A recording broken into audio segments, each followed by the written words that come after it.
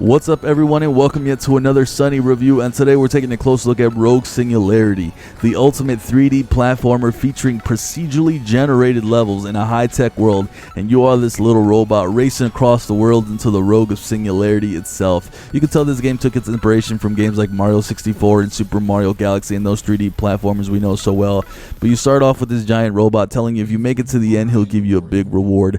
Very mysterious and with no direction, you go straight into the courses and start tackling these. There's at least 5 worlds with 3 different levels in each, and as I said in the outset, these are all procedurally generated, so no course will be the same even when you repeat the worlds. At the start of the game, you're equipped with a glider that gives you a slow fall, which will be extremely helpful. In the courses, you can gain gold that will give you the ability to purchase other items to use instead of the glider, like the grappling hook or a panic button that can save you from death, but I can never get away from using the safety of the slow fall, because without it, you're just jumping normal throughout the levels without that safety net. As for your little robot, he can double jump, he can perform a huge jump that propels you upwards but not forward, so this wasn't used as much, but only in specific times where I mostly needed to just jump really high up.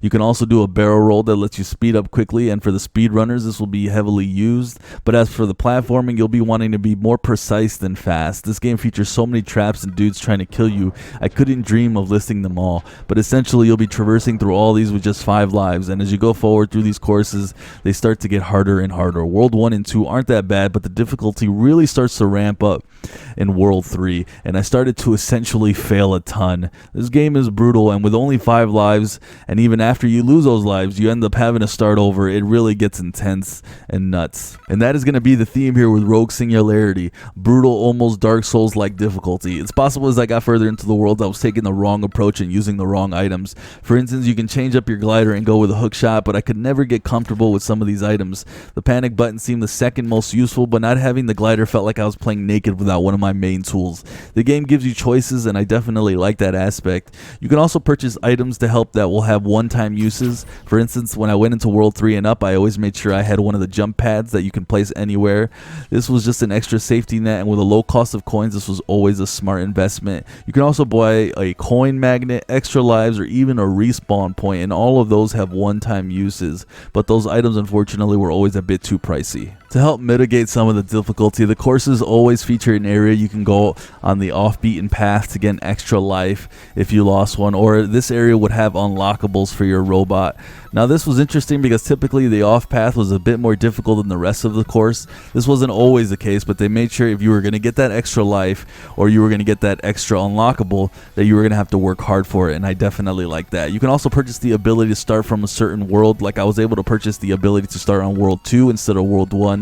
This was one of the ways to have a slow progression on the back end, which was helpful. Some of the other things you can do in Rogue Singularity are daily challenges. There's a leaderboard here with completion times, and you can compare your speed of how you run these courses against others. This is an awesome extra element for those speedrunners, and thought this was a neat addition. On top of that, when you go into these special courses for the daily challenges, I noticed that they had a few differences in the layout from the normal worlds, which I thought was cool to see. There's also a chaos mode that I was able to unlock with 1,000 coins, and this was a cool Halloween section with more collectibles for you to collect on your robot. You can totally outfit your robot with the items you collect during your runs and make your robot look unique in how you want it. This was a nice added feature, and I would sit there and customize my robot, and I ended up falling in love with a cowboy gold look towards the end of my playthroughs. The game also features boss type encounters, and I was only able to reach one boss consistently and never got to the end due to how difficult the game is, but I really enjoyed this, and it definitely gave me that edge of your seat feeling. The courses themselves are massive and detailed and fun. The graphics aren't super great, but I liked them enough, and I thought they really brought out the life in the courses. The controls were for the most part tight and solid, though I will say I wish I could mess with the button mapping, as having the glide and jump button next to each other left my thumb sore in reviewing this game, so I would like to see the ability to change the buttons. As for some other things I didn't like with Rogue Singularity, and there was a few. One, the camera angles made it extremely tough at times to navigate. If I happened to over jump a platform and recover by holding onto a ledge, my camera wouldn't move, and the problem is that your robot is sliding off, so while I'm adjusting the camera with the joystick, my robot is falling, and it led to too many deaths. Another complaint is the difficulty ramp was too extreme from World 2 to 3 to even 4. When I hit 4, it didn't feel as hard as World 3, though it was still difficult, so to me there's definitely some weird difficulty progression happening here. One last thing I will say, and this is a minor complaint, is that while it is procedurally generated, too often I did see some of the same obstacles mixed in the same format. Overall, yes, the course would be different, but you really start to pick up similarities after a few hours, and some areas were definitely repeats even if the overall course was different. It might be only slightly different from a course I saw just a few hours prior. With all that said, should you pick up Rogue Singularity? Is this a game worth your time? My overall score for Rogue Singularity is a 7 out of 10, and in my opinion, it's a solid title that I had a blast with, even if at times I wanted to throw my controller at the screen. I think this one is worth your time, and I think you will get a lot of hours of this if you enjoy these types of platforming games. This is also a speedrunner's dream, and with every course being different in some way, you can always go back and see something different. This game will always keep you on your toes, and it is pretty endless.